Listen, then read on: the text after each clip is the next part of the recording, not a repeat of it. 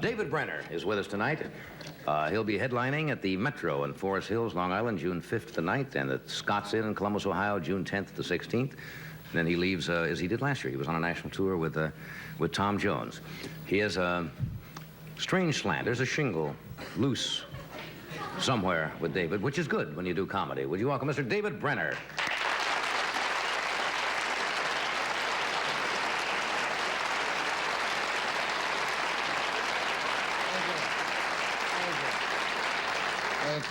No shingle loose. My house is falling in, that's all. I had to tell you something. Now, I wasn't going to tell you this, but I was thinking about it because I just flew in today. And a woman came up in my building last night, and she was on the elevator. I live in New York City, and she was on the elevator. She had a shopping bag. And she took a head of lettuce out of the shopping bag, and she said, "Look at this, David. I just spent $1.19 for a head of lettuce." Now, I don't know what that means because I'm a bachelor. The only thing I have in my refrigerator is cigarettes and socks.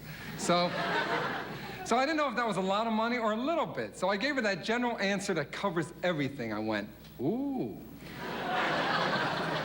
But then I was thinking on the way out today, $1.19, that's almost the minimum wage. Now, can you imagine you're at work on your job, you're working hard for an hour, sweating, and your boss comes over and hands you a head of lettuce? What is this country coming to? I don't eat at home. I only eat in restaurants. Mainly Italian restaurants. Love Italian food. I always wanted to be Italian when I was a little kid. Oh, you can put down your guns and applaud. It's all right. The reason I wanted to, mainly for protection. Italians are tough.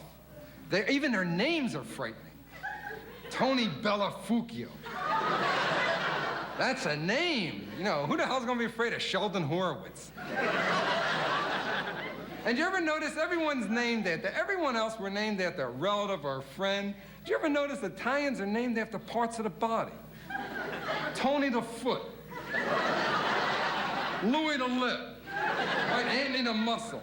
And it's always tough parts of the body. You'd never hear something like Guido the tushy.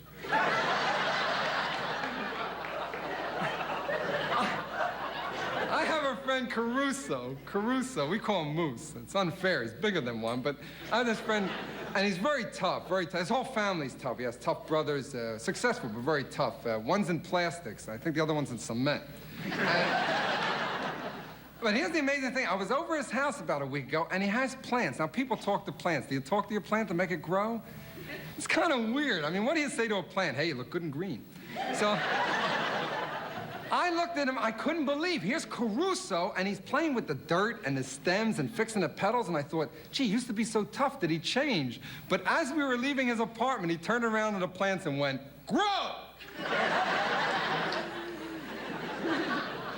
You can threaten them. Oh, I gotta tell you a threat. You wanna hear the greatest threat I ever heard? I was eating in a restaurant, and two men were arguing in the next booth in New York, and they're arguing up and down. You couldn't really hear what they were saying. And then, just as my food arrived, my luck, one of them turned to the other one and said, "How would you like me to stick my knife in your baked potato after it's in your stomach?" I twirled all my spaghetti on one fork. It's really scary. You know, he used to scare me. My brother was me. I have an older brother. He's about 20 years older than I am. I always thought he was my father. I did when I was a kid. And he used to take me to scary movies. I love scary movies. He would take me to see, like, Frankenstein and Wolfman meet Dracula, you know, and beat him up or something. And I'd be sitting there, and, you know, the scenes were in a graveyard, and you hear dogs barking and chains rattling, and I'd be scared. And other older brothers would always turn to their kid brothers and say, "Don't be afraid, it's only a movie." My brother would say, "This is not a movie." They live about 2 doors away from us. They're coming over for dinner Wednesday. You know my favorite movie of all time? King Kong.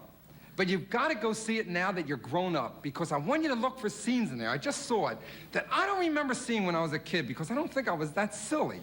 Remember the classic scene where King Kong, the giant ape, is on top of the Empire State Building, right? And he's holding on to Fay Wray, the beautiful blonde, in his hand, 120 stories above the ground. You know what she says to him? I couldn't believe it. She says, "Let me go."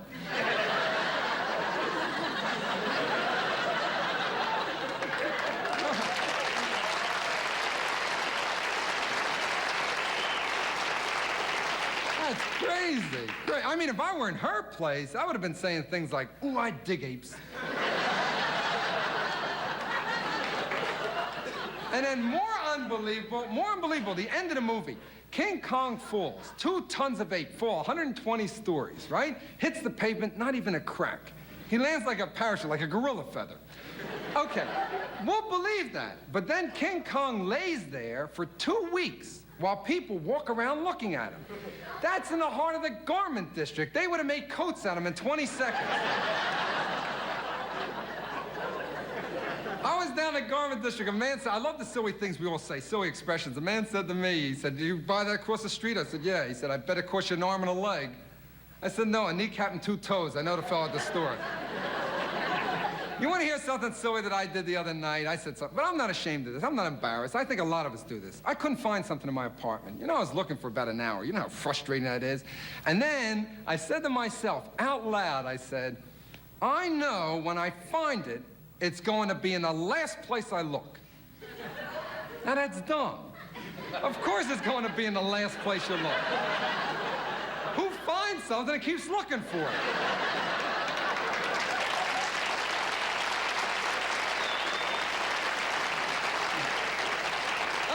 I think it runs in my family. My mother called me. She's a sweetheart. My mother called me to tell me that a distant cousin, like 20 times removed, passed away.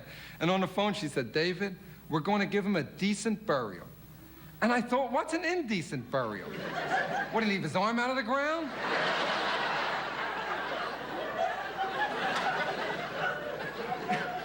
You know what I don't like? I don't like when people say to me, have a nice weekend. Why do they limit me to only 2 days of happiness? On the plane, I heard something silly. You know, I don't like to fly. You know, I've talked about that. And it's not superstition. Someone said I was superstitious. I'm not. I was in an emergency landing once. I really was. And you know, people are silly. We are. The plane blew a tire when we landed, and the plane skidded. And when it finally came to a stop, everyone applauded. And I thought, what would they do if we crashed? Boo? Boo, bad landing, bummer. But I was on a plane a few weeks ago. The plane, nothing happened, but the plane suddenly, you know how they dip all of a sudden? They hit an air pocket, and you dip, and I saw my navel go above my head. And I'm pulling straps, I'm reading the car, breathing the oxygen. But there was a man in front of me, bless him, he must have been in his 80s. And he's sitting there, and I hear him say, I'm shaking, and he's very calm, and I hear him say, I'm not afraid. I know I'm sitting in the palm of God's hand. So I figured, great, I'm in the seat behind him, you know? I gotta be on his finger, his wrist. But I know, my luck, I'd sit in his palm, he'd wake up that morning. Well, beautiful day.